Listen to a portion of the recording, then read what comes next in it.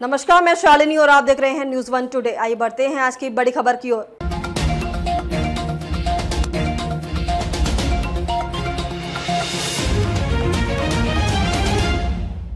Israel से ज्यादा अपने नागरिकों से डरती है ईरानी सरकार। पीएम नेतन्याहू ने ईरानियों को दिया सीधा संदेश। इजराइल के प्रधानमंत्री बेंजामिन नेतन्याहू ने मंगलवार को ईरानियों को दिए सीधे संदेश में कहा है कि अयतुल्लाह अली खामनेई की सरकार इजराइल से ज्यादा अपने नागरिकों से डरती है। एक वीडियो संदेश में उन्होंने कहा है कि यही कारण है कि वे इस प्रयास में इतना समय और पैसा खर्च करते हैं कि आप अपनी उम्मीदों को कुचल दो और अपने सपनों को अंकुश लगाओ।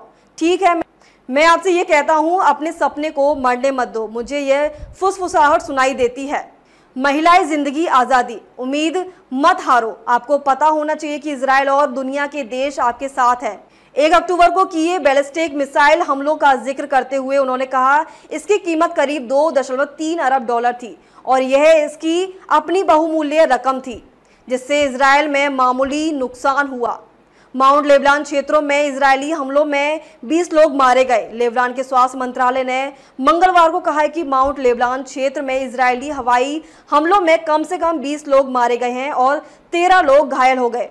मंत्रालय ने कहा है कि बाल्चोमेर शहर में एक और विस्फोट में 8 लोग की मौत हो गई है और 5 लोग घायल हो गए। लेबनान में इजराइल और लेबनान के ईरान गठबंधन हिजबुल्लाह के बीच लड़ाई जारी थी, क्योंकि इजरायली सेना ने मंगलवार को बेरूत के दक्षिण उपनगरों पर हवाई हमले किए, जिससे हिजबुल्लाह नियंत्रण क्षेत्र पर अब तक के सबसे भारी दिन के हमलों में से एक बढ़ गया है। इजराइल के हमले में गांजा में मारे गए 14 फिलिस्तीनी। इजराइल की सेना ने गांजा पट्टी में फिर कई जगहों पर हमले किए हैं। फलस्तीनी चिकित्सा अधिकारियों ने बताया कि 2 जगहों पर हवाई हमले किए गए हैं, जिसमें 2 बच्चों और एक महिला समेत 14 लोग मारे गए हैं। ये हमले इजराइल की ओर से घोषित मानवीय क्षेत्र में किए गए।